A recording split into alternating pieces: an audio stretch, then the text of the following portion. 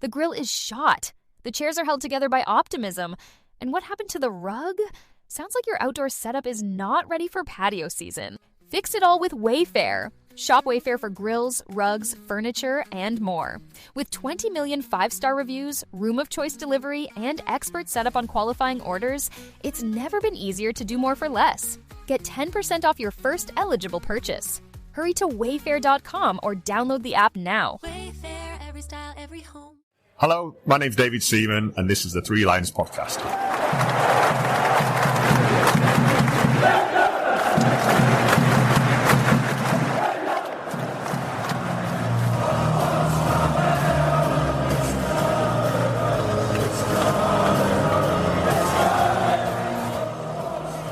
Hello and welcome to the Three Lions Podcast. My name is Russell Osborne and this is an independent England football supporters podcast. I hope I find you well. Finally, it's here, the 2026 World Cup. It all kicked off when Mexico played South Africa on Thursday evening. We had the first of 3 opening ceremonies. This was Mexico's opportunity on the big stage at the fabulous, iconic Azteca Stadium, home to so many football moments. There was, of course, the usual singing and dancing, fireworks.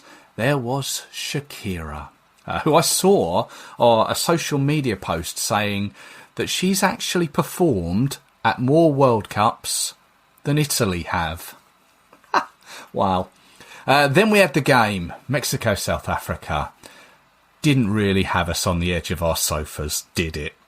3 red cards were probably the talking point. Then we had South Korea against the Czech Republic at 3 a.m. UK time. Have to admit, not one I was going to wait up for.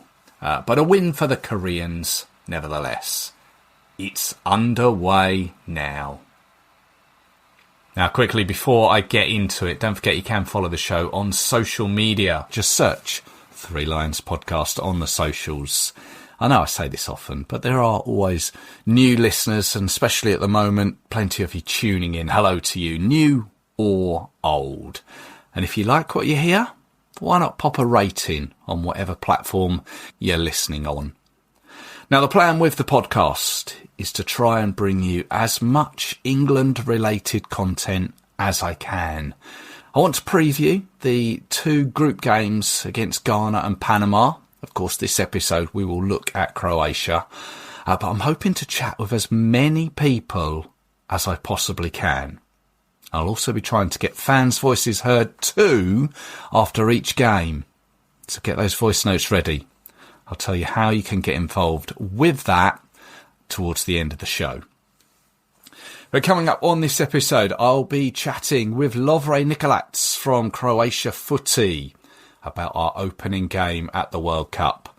And before that, Charlie from the Gate 102 podcast. We're going to look back on those 2 warm-up games England played over in Florida against New Zealand and Costa Rica. Also worth pointing out that they also had a behind-closed-doors game against a 4th-tier US side called Miami United. I'm itching to find out who got into that game. Now, firstly, some of the eagle-eyed amongst you will have seen me on your telly box before that New Zealand game. Yes, I recorded a piece with ITV a few weeks back about the general cost of tickets for the World Cup. Also featured Rob Didd, who we've spoken to on a couple of occasions recently. And incidentally, another episode will come very soon. Also, Garford Beck was on it as well, manager of the England fans team. Both Rob and Garford, they're going to the World Cup. I'm not. So it was my opportunity to express my annoyance, disappointment about those prices. I hope it came across well. As I've said previously, I don't begrudge anyone going. And whilst I'm not a spokesman for anyone but myself, I hope I put the feelings of those who can't go who couldn't go across how you would too. Anyway, if you want to watch it again, or if you haven't seen it, it's on YouTube. There's a link in the podcast Twitter thread. And once again, cheers to the guys at ITV. It was a pleasure to meet Gabriel Clark. He's one of those people who I've grown up watching. It was rather bizarre seeing him in my own house. Now, before we get on to the World Cup, I just want to mention something now so that it doesn't get lost within all the football. On the 3rd of June, Bobby Tambling passed away, aged 84. Bobby won 3 caps for England between 1962 and 1966 and scored once. He was best known for his Chelsea career. He also played for Crystal Palace before ending his time playing for a variety of Irish clubs. Now, he made his England debut in November of 1962 at Wembley in a 4-0 win over Wales. His next cap came against France in Paris in a 5-2 defeat, and that was where he scored England's second goal. Then his final cap came in May of 1966 in a 2-0 win over Yugoslavia in a World Cup warm-up. Alf Ramsey named his provisional list of 40 players on the 7th of April back then, 1966. He then named a provisional squad of 28 on the 6th of May to attend Lilleshall. Tambling, well, he was one of those attending, but ultimately was cut from the squad on the 18th of June, but was asked to remain on standby. Bobby Tambling died aged 84 after a long illness. I'd like to pass on my condolences to his family and his friends. So, on to the World Cup. Still there were stories of pricing, of hotels, of visas, of referees that were being denied entry to the USA. These are all dominating the news rather than the actual football. One story that FIFA actually done a U-turn on was water. Yes. FIFA announced initially that fans wouldn't be allowed to bring in water bottles to matches. Then the following day, they would do a U-turn to say fans can now bring in a factory-sealed, plastic, soft, 20 ounces bottle. Do you know, I hate it when they say 20 ounces. I don't know what that is. Is that 250 mil? Is that 330 mil? I don't know. But you're allowed to bring in one of those now. I guess that's in preference to those massive Stanley solid buckets that you can buy. But the New Zealand game, I actually saw photos of water costing $7.50. Wow. Large premium beer, however, $18. My word. I'm sure many of you remember Gianni Infantino's speech at his press conference before the last World Cup, the one in Qatar. You remember the I feel speech? Today I feel Qatari. Today I feel Arab. Today I feel African. Today I feel gay. Today I feel disabled. Today I feel a migrant worker. Of course, I'm not Qatari, I'm not Arab, I'm not African, I'm not gay, I'm not disabled, I'm not really a migrant worker.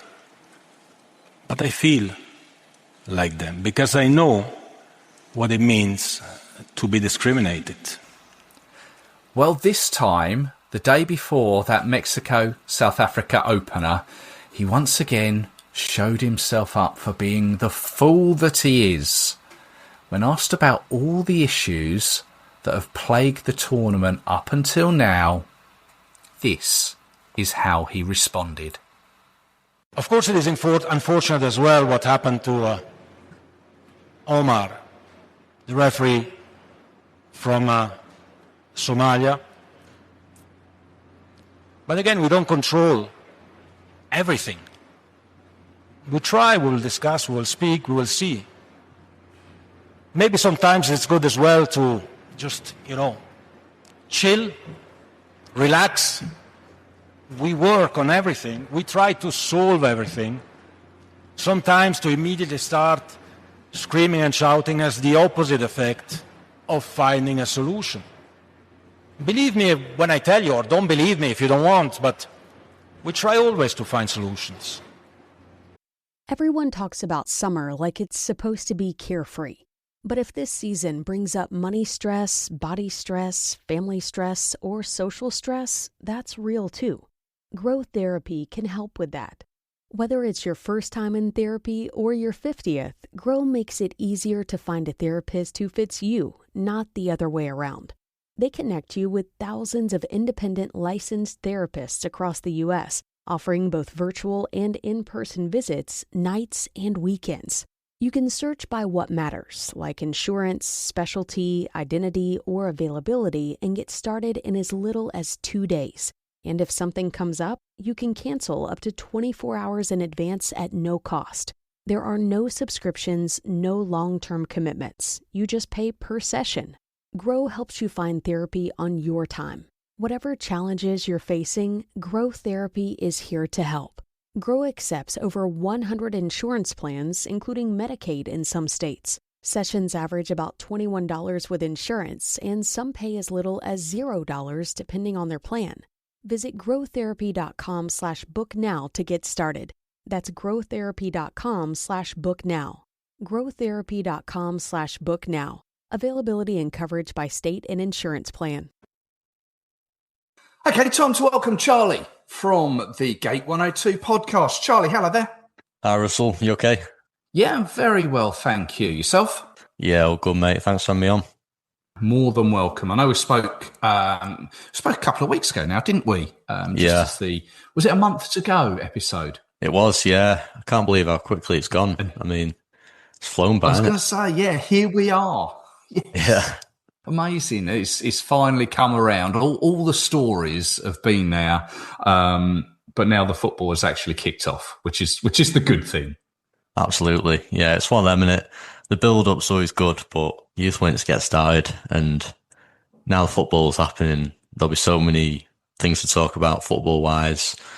Lots of exciting moments, hopefully. And yeah, it's going to be great. Yeah, well, we're speaking the day after the first two games, Mexico, South Africa, South Korea, Czech Republic. We'll touch on those in a moment. But I thought let's get you on and let's just take a look back at the two games in the Florida series, wasn't it? And then we'll look ahead to Croatia. And there's a couple of other things I want to get your thoughts on. But those two games in the Florida series, New Zealand, we beat them by a 0-0, and then Costa Rica 3-0. Let's just start on that New Zealand game. Fairly straightforward, wasn't it? It was a case of just get some miles in the legs, really, and just adapt to the conditions, really, wasn't it? That's it, yeah. I think Tuchel used the word acclimatised, and I think that's what that game's all about, really, getting used to the heat.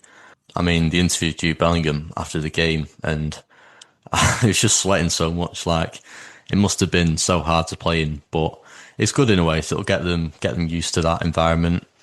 I think these games, it's all about the fitness and getting players used to sort of the scenery and almost like clearing the cobwebs in a way. I mean, I think Tuchel after the game, when Gabriel Clark sort of asked him his thoughts, I think the first thing he said was no one got injured. I think that's the biggest takeaway from that game. No one got injured. I think that's the key, because the worst thing that could happen in a warm-up game is one of your key players gets injured. And yeah, that's a big concern. But no, it was a good win, and I like how he used sort of two teams in two different halves. It meant everyone got the opportunity, and I think it just shows the strength and depth that, I mean, Morgan Rogers comes off in the first half, Jude Bellingham on in the second. It just shows the strength and depth that England have got, and yeah, it was good win. Yeah, Harry Kane with his, I can't remember what was his 79th goal. 79th, yeah. 79th goal, amazing. Incredible. Yeah, with just a deft little header past the keeper towards the end of the first half. And as you say, Tuchel swapped it around in the second half. Brought on a player from Liverpool, Rio and Gamoa, who had a great second half. He took his opportunity really well. For those that maybe weren't fully aware, Ngamoa was out there as one of the... Well, he's not part of the squad. He's part of I think he was one of the 4 players that were there to be part of the team whilst the 4 Arsenal players weren't there. Yeah, he was really good, wasn't he? I think, it's one of them, after the game, I think a lot of fans were like a bit disappointed that he wasn't in the squad, but I think it's too early, really. He's 17. It's a big ask, really, especially with not a lot of experience. It's a big ask, but he looked really good, and obviously he's not in this squad, and even if there were injuries, he wasn't even in the provisional squad, so there's no way he's going to play this tournament. Look, he's definitely got a bright future ahead of him, and I really do believe that if he keeps on doing what he's doing for Liverpool, then eventually he'll pick up more caps, and definitely one to watch in 2 years' time in the Euros. And I loved, there's a video after the New Zealand game, I think Jude Bellingham presented him his like cap, and he just said how he's speechless and just so happy. And you could tell it's meant so much to him to get that cap. And yeah, hopefully it's the first of many. Yeah, absolutely. Yeah, he made the most of his opportunity. Well done to Rio there.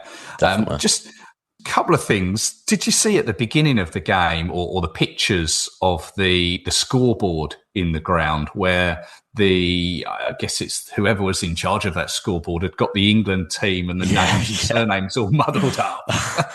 Awful, I think there was John Conser. Yeah. Conser spelt with a C as well. Oh, was it? I didn't catch that bit, yeah. Jed Bellingham was a good one. And Ollie Kane. How wrong can you get it? I mean, it's just, yeah. It's like, you've got one job. Yeah. Oh, it's funny, And speaking of scoreboards, I don't know if you see this one.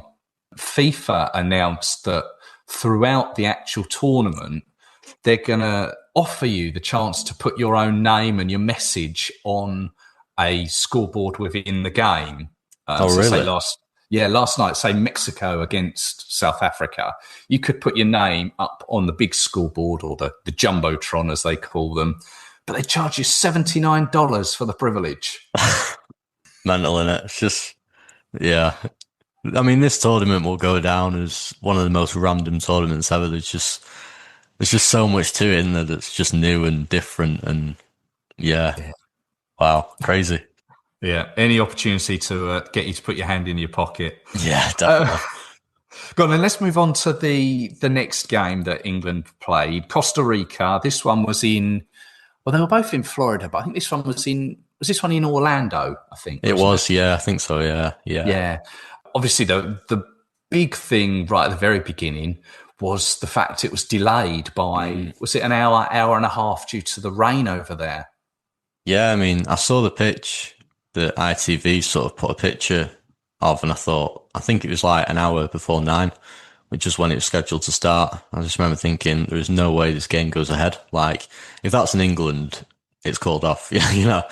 But yeah, to be fair to the staff, like they drained it so quickly, and I was shocked that it went ahead. But I mean, part of me, when I saw the pictures of it being waterlogged, part of me was hoping it wouldn't go ahead, just because I had visions of them trying to force a game and players get injured. But no, to be fair, the pitch was great, and it turned out to be all right. So yeah, it was good. I love the way that they actually got rid of all the water on the pitch, and then with 5-10 minutes to go, they were putting sprinklers on the pitch as well.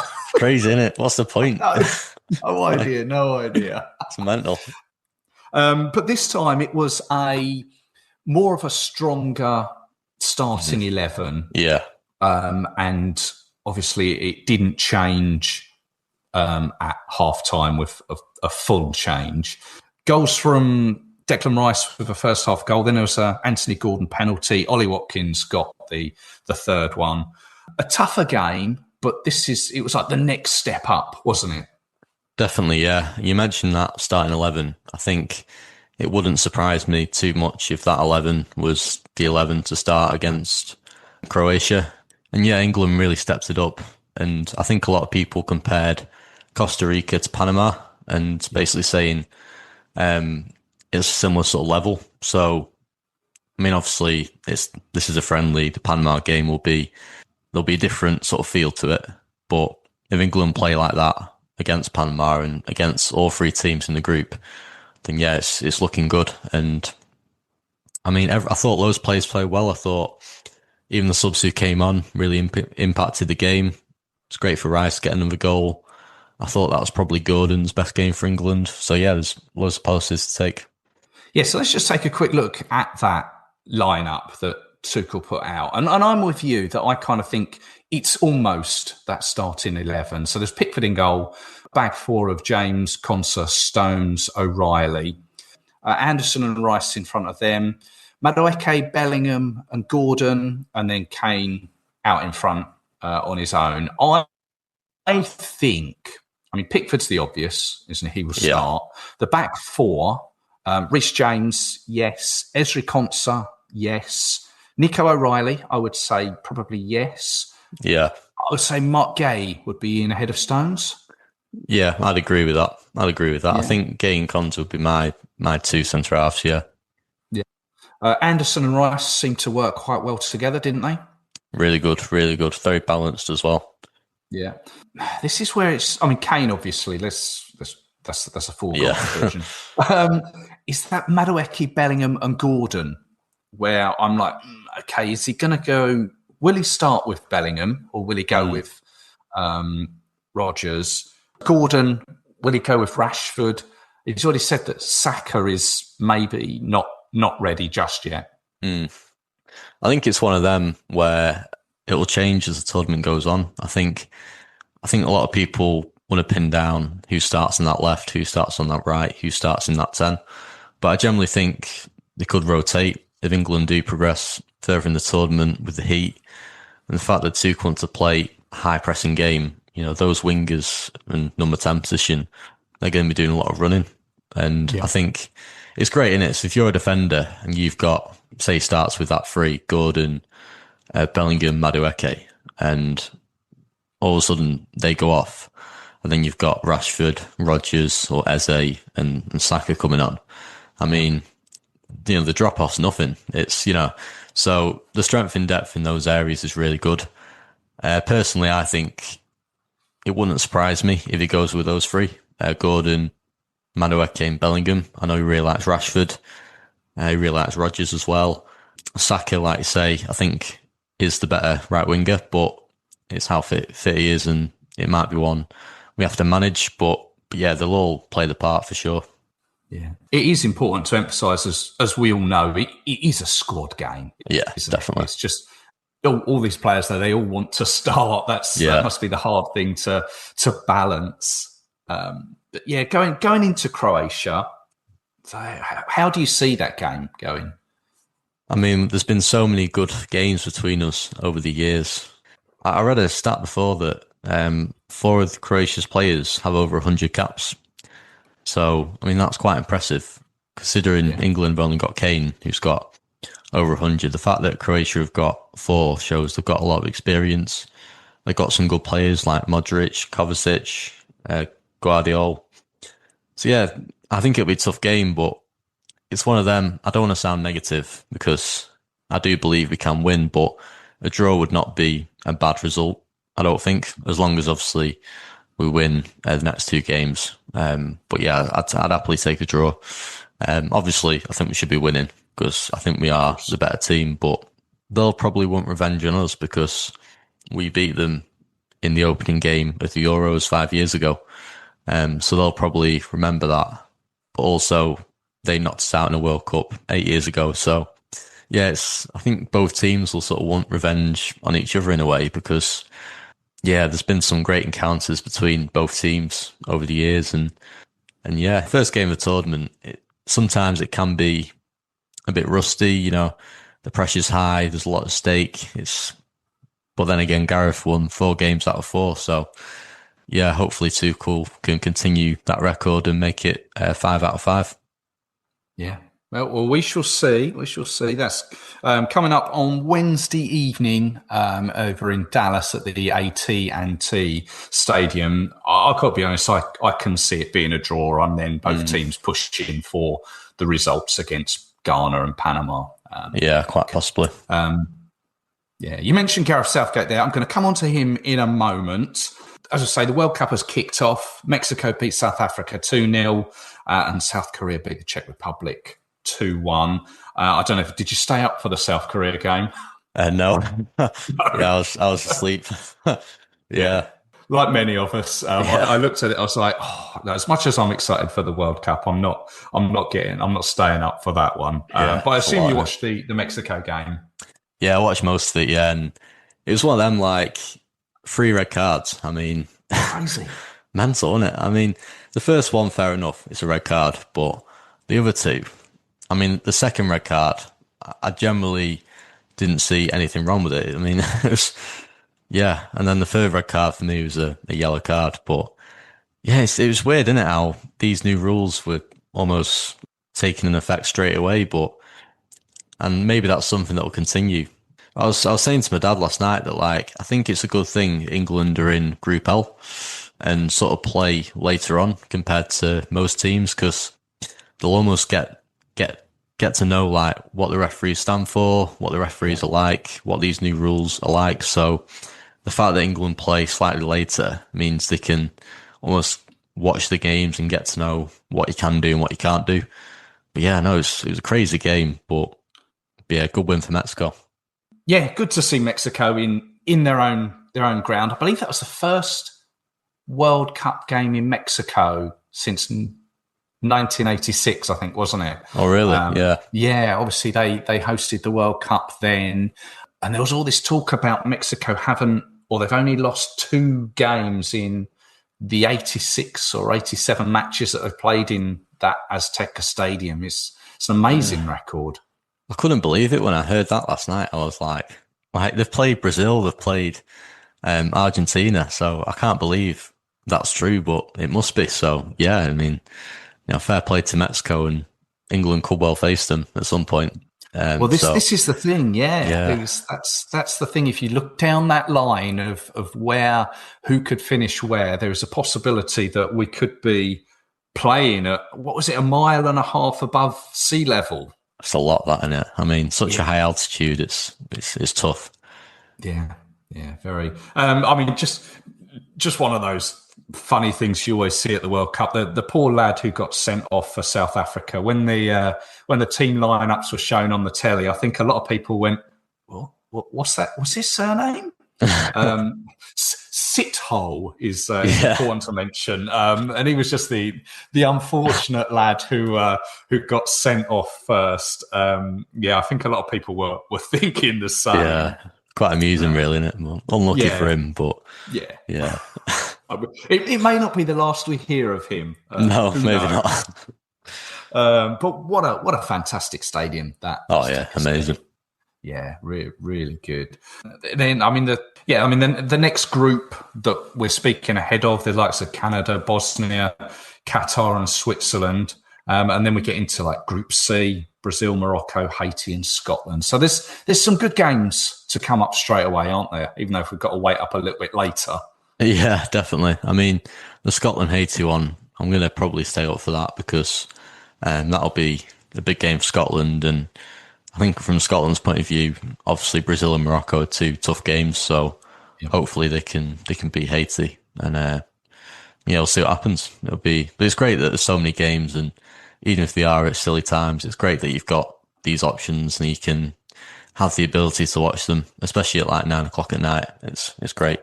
Well, we will try and keep up to date with some of the games that are going along throughout the World Cup on the podcast here. But yourself, though, Gate 102 podcast, obviously focusing in on Gareth Southgate. Yeah. I don't know if you if you saw either of these on the telly recently, there was the Dear England production on the BBC, and there was also a really fascinating documentary on Gareth Southgate and what he's doing now post sort of managing England. Yeah, I mean, I've not actually watched the documentary. I was supposed to do that like a few days ago and just never got around to, but I'll certainly watch it in full. But I have seen like clips from it, and yeah, just really powerful, and it shows what an amazing person he is. The fact that when he left England, there was a lot of speculation about who will he manage? Will he manage? What's next for him? I think he's literally gone, right, I'm going to step away from football. Yeah. I'm not going to focus on my career. I'm going to focus on my purpose. And Gareth's purpose is helping people and making a difference in this world and in this country. And when he left St. George's, I think he was I remember him saying in like an interview that he wanted to continue to make a big impact. Because when you're England manager, you've got a high platform to create a big difference. And when you step down from that, it's like I think Gareth wants to make a difference wherever he goes. And say he became Man United manager, all of a sudden it's all about winning and getting trophies, and it's hard to really make the difference he wants to make, sort of off the pitch. And the fact that he's sort of focused on like youth work is really good. And a lot of young people are struggling nowadays. So the fact that he's doing what he can to help, and the fact that he's experienced as well and has worked with young men for a long time, there's no better role model really. And yeah, I'm looking forward to watching the documentary at some point soon. Yeah, can't wait. Yeah, it's a good documentary. It highlights an issue that maybe hasn't been touched on so much in this country. So yeah, it's really informative. I'd recommend it to anyone to watch. Absolutely, yeah. And it's one of them, innit, where things like this don't really get talked about enough. And the fact that Gareth is doing something about it, again, just shows what sort of person he is. And yeah, a great inspiration. Yeah, absolutely. And Dear England, I don't know, did you see that on the stage? I did, yeah. I've seen quite a few versions. I've seen the one on the stage with Joseph, I think it's Joseph Faines, is it? Yeah. And that was really good. And then I've watched another stage series with a different actor of Gareth, and that was just as good. So yeah, I didn't really know what the series would be like. I didn't know it would be similar or different. But yeah, it's just as good, if not better. And yeah, no, a really good series. And the thing I love about the series is that you don't really have to like football to enjoy it. Yes. So like my mum, she watched it and she's not a football fan, but she absolutely loved it. So it's not really about winning or losing. It's about what Gareth is doing in the country and how he takes what is a bit of a mess and turns it around. And yeah, it gives me goosebumps just watching it back. I mean, especially like the penalties and against Colombia, and some of the scenes where he's talking about his past and talking about the idea of like story and England have our story, and yeah, just really powerful and yeah, fantastic. Yeah, absolutely. Yeah, you can catch both of those. They're both BBC productions, I think. Both of those on the iPlayer. Obviously you did a Gate 102 podcast looking at Gareth's history, managing England. It's taken a little bit of a sabbatical at the moment, isn't it? Just whilst the World Cup's on. Yeah. So I basically stopped it for temporarily, just with the World Cup being on. I thought it was pointless me talking about England, Hungary, all these years ago when there's a World Cup going on. So yeah, but yeah, when the World Cup's over, I'll be right back to it. And to be honest, I'm missing it more than I thought I would be at the minute. I'm just itching to get back. So obviously, I want England to do well this summer. Yes. But if they get knocked out early, then obviously that'll be gutting. But it means I can start sooner. So. I'm looking forward to hearing it again. It's a great series. So yeah, cheers, wish you best with that. But hopefully we can continue throughout the World Cup, and hopefully we can continue to chat. Absolutely, Russell. Thank you very much. Thanks to Charlie there. We touched on the New Zealand and Costa Rica games, but just to bring you right up to date, the game that I mentioned right at the beginning of the show against Miami United, well, that was played, I believe, in the evening of Thursday, USA time, stroke the early hours of our Friday morning. It took place at Palm Beach Gardens. Sounds nice, doesn't it? It was all behind closed doors. Thomas Tuchel said it would be a match according to our rules.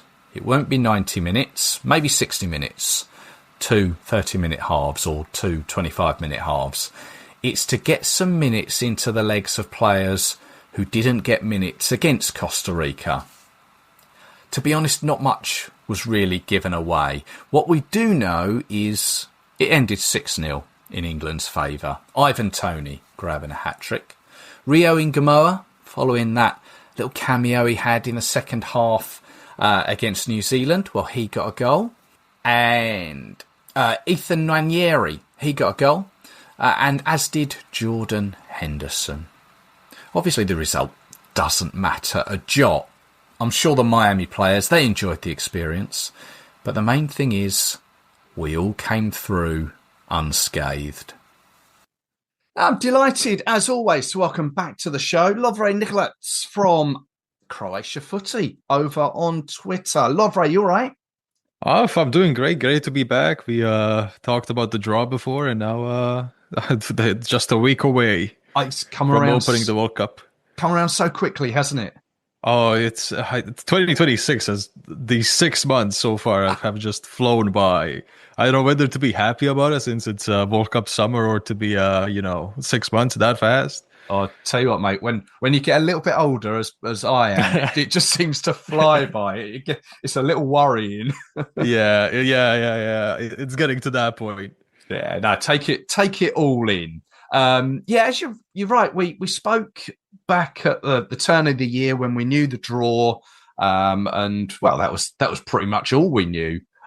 We didn't know. Well, we knew where we'd be playing, but obviously we didn't know how things were gonna pan out. What's the general feeling over in Croatia? Because that's where you are. You're in Dubrovnik there, lovely Dubrovnik.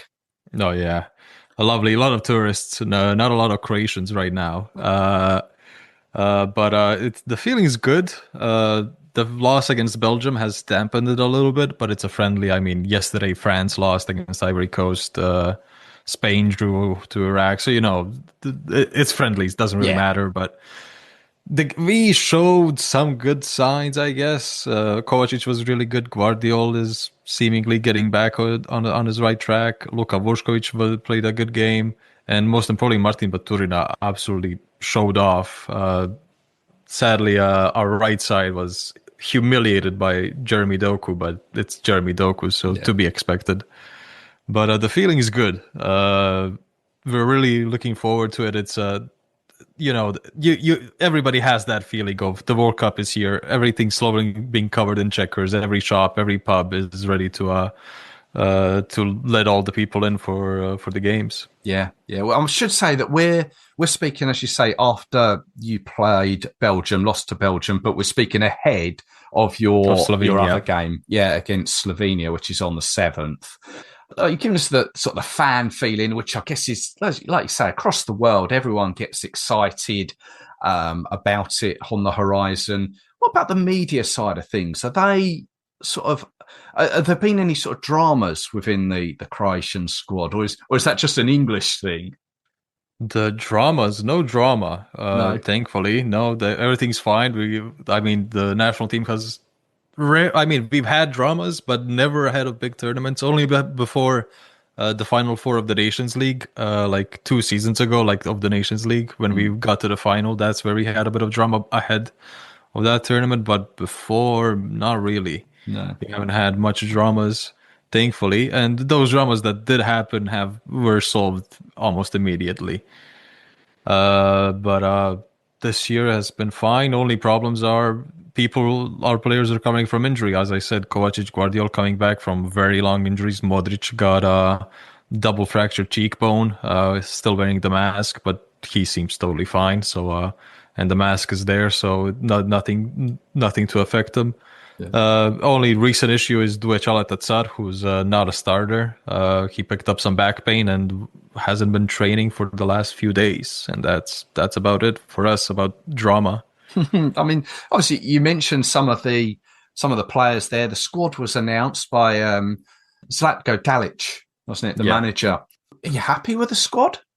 Most of it, yeah. We only lack wide players. Left side, we only really have Perisic at Guardiol, technically, who can also play as a left back. But since we're gonna be playing free at the back against England, you really would have thought that we would have brought somebody who could play on the wings as a wing back. So right now on the left, we only have Perisic, technically Guardiol, but on the right we have Marko Pasalic, who's a natural right winger.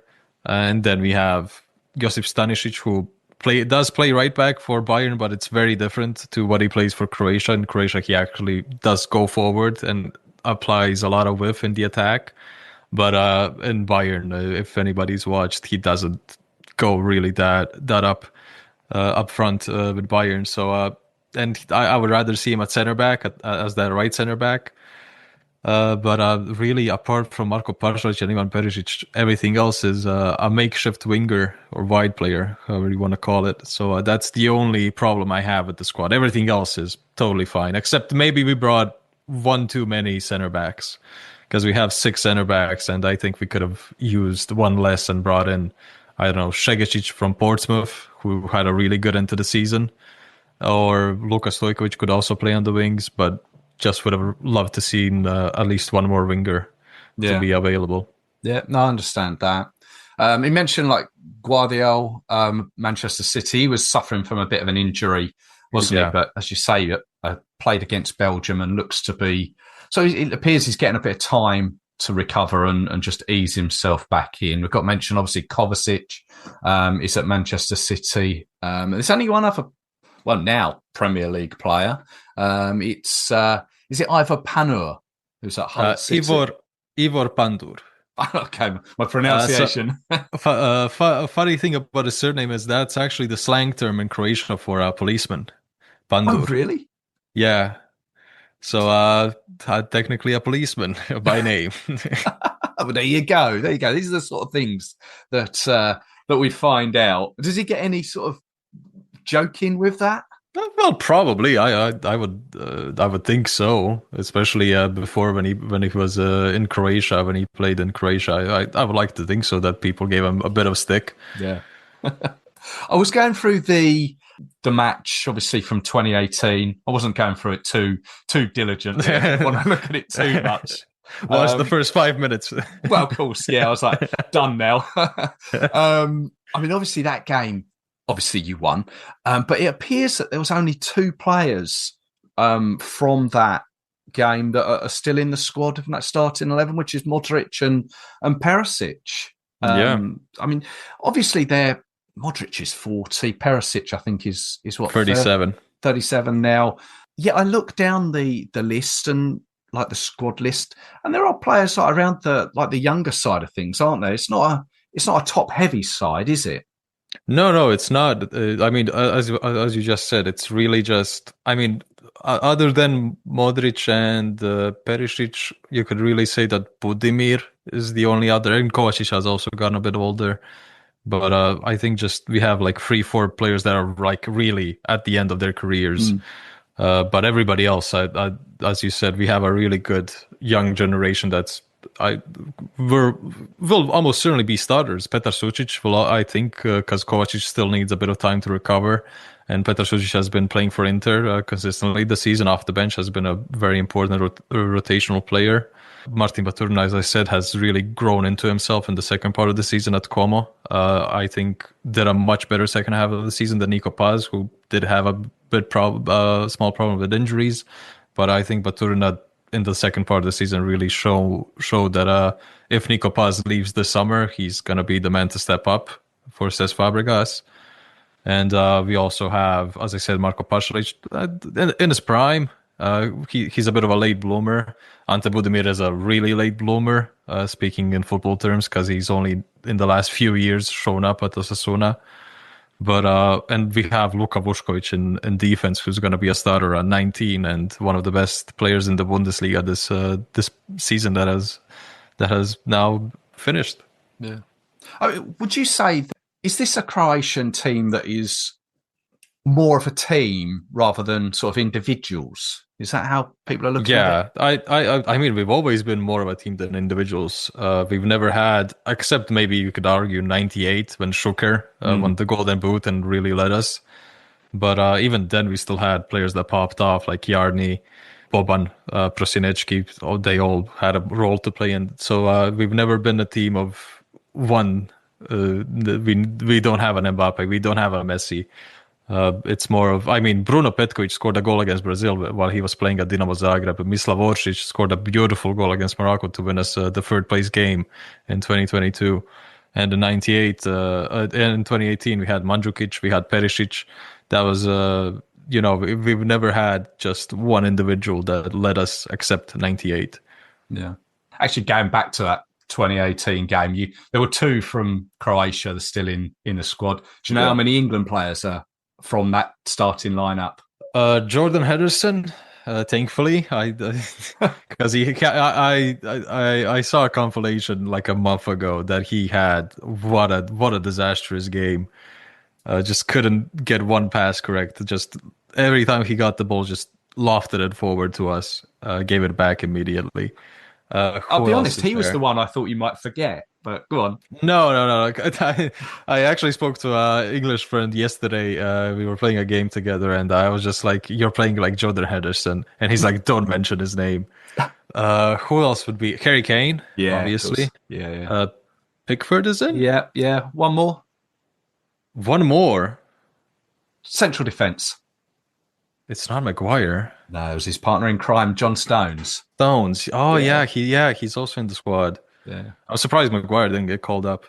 Yeah, you're not the only one to say that. Yeah, I know. I've seen. Well, the squad has been picked. We can't go back on it. I read that Dalic has said, let me quote this, the main goal is to get through the group. I'm optimistic as always. We have a good national team. We have quality youth and experience. We will certainly be tougher and more defensive against England, playing with more midfielders as England want to be world champions. And then against Ghana and Panama, it will be different, much more attack orientated, but neither are any less challenging. And I've got a feeling that it's probably exactly what Thomas Tuchel is going to say, isn't it? Yeah, probably pretty similar. It's quite hard to call this group because it really does come down to the Ghana and Panama results for both of us, doesn't it? Yeah, it does. Ghana's very scary.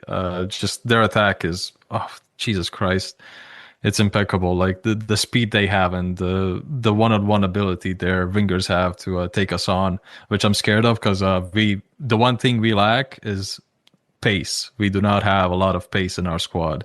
I mean, one of our fastest players is probably Perisic at 37, which tells you enough. Yeah. Stanisic isn't that fast for a fullback.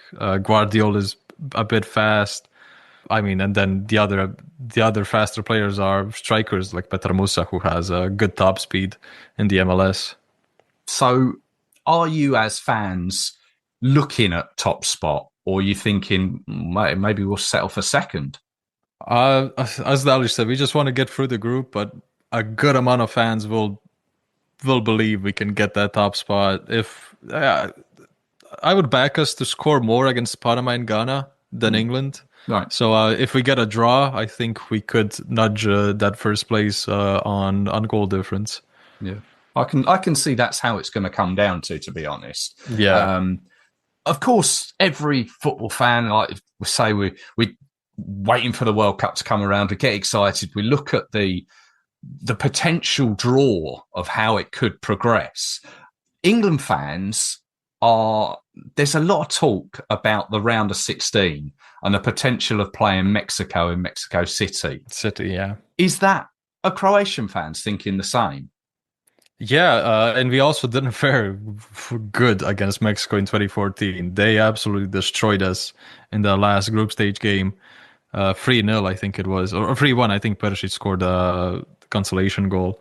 But they destroyed us in that game, and it was also South America. It wasn't Mexico, so I can only be worse with the atmosphere straight from Mexico. But it's scary, and especially if you finish second, you most likely face Spain in the round of 16 if they win their group, which they most likely will. I can't remember if we spoke on the back at the beginning of the year. What were your thoughts on the expanded World Cup? Are you happy with it now, or have your thoughts changed? I'm happy with it to a degree. I'm just happy that I get to see more teams, and I'm a fan of the obscure nations. I'm a fan of Curacao making the World Cup. I'm a total fan of just Uzbekistan making a World Cup. I don't really have anything against it. The only thing I do not love is the 8 third place teams go through, and then you gotta watch the goal difference, gotta watch the points. For me, it's the same in the Euros. I just hate it. I would, if we're gonna expand to 48, might as well do it 64 and then top 2 in every group go through, and we have around the 32. But which will most likely happen with the way Infantino's going. Yeah. Well, and actually, and it brings me on to another of sort of FIFA's rules. I don't know if you are aware of this, but that if you are a former World Cup winner, you are allowed to wear your home colours, your traditional colours, which is why England are playing in all white and Croatia will be in blue. Fair enough. I mean, it's just kids, but hopefully we can see our home kit. I mean, we'll see our home kit against Panama and Ghana. So I'm not that. I mean, the kits are disgraceful anyway. I absolutely hate these kits. The last 2 kits by night have been atrocious. I'm happy we're moving to Adidas. This is actually because Croatia's kit is obviously it's the traditional checkerboard red and white, but it's got a massive white sort of stripe down the front of it, hasn't it? Stripe down the front, and the thing that pisses me off, it also has the stripe on the back. Like it's all white for where the player name is, and then below it's the white stripe and then checkers. Why not just put all checkers below the name and the number? Which it just looks awful, like in behind, because it's just full white and then a small stripe of white and then checkers, just small rounded checkers. How strange. People get paid to make these kits, don't they? Yeah, they do. I mean, it's better than the 4 big blocks of squares. Oh yeah, you had that a couple of years ago, didn't you? Yeah, in the last Euros we wore those. Which Jesus Christ, if somebody gifted me that kit, I would give it straight back, maybe even to a charity, because Jesus, it's an awful kit. So what would be a positive outcome for Croatia this World Cup? Obviously, you're going to say to win it, but realistically, well, no, to win it is a bit far. Even though you've made a final. Yeah, even though in the last 2 World Cups we have made 2 run to the semis and a final and 1 third place, winning it's to predict that is still a bit of a stretch, because obviously we haven't been consistent in the Euros. Obviously, last Euros got knocked in the groups. Very unlucky, but it happens. It was still at that time it was still a young squad. A lot of these players have now grown into themselves, have really had a few good years of football behind them. But round of 16 quarterfinals, because it really depends on who you get in the draw. Like if we get Spain in round of 16, I'm totally fine going out there. If we get to the quarterfinals and then we get, I don't know, whoever we could get, like France, Germany, Portugal, I'm totally fine losing there. But obviously when we get to knockout football, we have a very good defense, and then anything can happen from there if you have a good defense, as we did against Brazil. Absolutely, yeah. So the game is on the 17th of June, Wednesday, 17th of June, Dallas AT&T Stadium. It's a 9 p.m. kickoff here in the UK. I guess it'll be 10 o'clock for you, won't it? 10 for us. Is that a down the pub job, or are you watching it at home? We'll see. It really depends on where I'll be, because I don't know if I'll be in Dubrovnik or at home. So I will see. It depends. I'll probably know in a week. Fair enough. Well, wherever you watch it, enjoy it. Enjoy the tournament. Lovre, thank you as always for joining us. Obviously, you're on Twitter. Is that at Croatia Footy? Yeah, at Croatia Footy and on YouTube, the Croatian Football Podcast. Awesome. Great to speak to you. And the amount we've met over the last few years, I've no doubt we'll speak again at some point. Yeah, we face each other in the Nations League in a couple of months. So it's not that far from facing each other again. I look forward to it, mate. All the best. Yeah, all the best. Thank you for the invite. Thank you so much to Lovre there. And as he said, we will meet again very soon as we're drawn against Croatia in the Autumn Nations League fixtures. We face them away on the 3rd of October, which is behind closed doors. And then at home, 12th of November. Presuming that's going to be at Wembley. I'm not sure if it's confirmed yet. Also, thank you to Charlie from the Gate 102 podcast. Always great to chat with him. Hopefully we'll hear more from him as the tournament progresses. Okay, let's leave it there. Before I let you go, though, let's hear your thoughts on the games. Now, I have found a website that lets you leave a voice note with your reactions. It's called SpeakPipe. After the games, I'll put a link out there, which I'll put it out on social media, which you should just be able to open up that link and reply to the message using your microphone on your phone. You get 90 seconds to record a message, your thoughts on the game. So hopefully we can get those thoughts on the next show. And that will come on the next episode, where I hope to be joined by a Ghanaian fan ahead of our match with the West Africans. Now, if you're heading out to the States, I wish you a safe journey and cheer the lads on for us all back here. That next episode will be out very soon. I hope you can join me for it. So until then, take care of yourselves. Cheers.